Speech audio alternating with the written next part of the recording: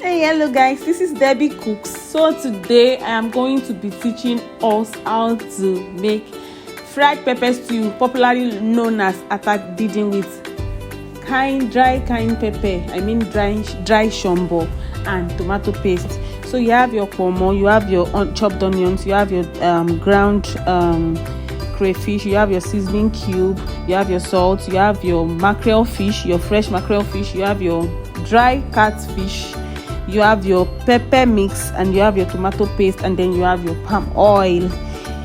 Then you're going to boil your dry shombo. You're going to boil it for a while until it's soft. Make sure you boil properly, and after boiling you pour in a sieve. You make sure you boil properly till it's soft, and then after that you pour in a sieve and then run water over it or wash. Just make sure you wash it properly till that colored what's it called, content of the dry pepper is out. And then after, you blend with your onions and your rodo. Make sure you don't blend too smoothly, and make sure you don't add too much water. Fried pepper stew do not need too much water. Make sure you're just very careful while adding water. Then you blend. While blending, make sure you don't blend smoothly. It should be rough. Atadindin should not be smooth at all. So in a bowl, just mix your tomato paste and that your pepper mix, that your blended pepper mix together and stir very well. Mix them together and stir and set aside somewhere. So in a pot, put a pot on fire, or your pot, your frying pan, whatever it is that you want to use. Then pour some oil, allow it to get hot, and then put in your proteins, your Titus fish. Not Titus fish, oh. It is called mackerel fish in America.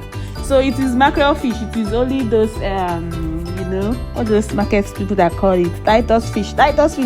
Just make sure you fry properly. Fry your mackerel fish and your pomo. Fry, and then when it's done, take it out from the oil and then set aside. Take them out. Take the Titus fish and the pomo out. Make sure you're going to be using that oil, that same oil you used in frying your proteins. That's the same oil you're going to use for frying your pepper. So in your oil, that your bleached oil, properly bleached oil, it is so important you bleach the oil properly. Yes, that is how Atadindin is done, properly done. Then you pour in your onions and then leave for some seconds to fry, for like 30 seconds to fry. And then after you fried it for a while, you add in your pepper mix, your tomato, make sure your tomato paste, tomato content is not too much, because normally Atadindin is supposed to be peppery. It's supposed to have more of pepper content. That is the way it is. That the properly made Atadindin is supposed to be peppery. So when you add in your pepper mix, you give it a smooth stir.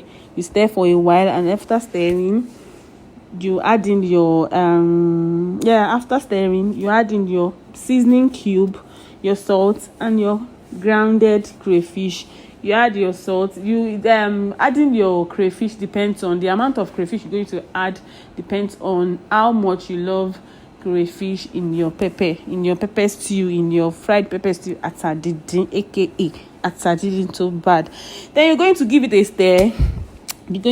stir for a while, and then you add in your proteins, your fried fish, your fried mackerel fish, your fried pomo, your properly washed dry dry catfish.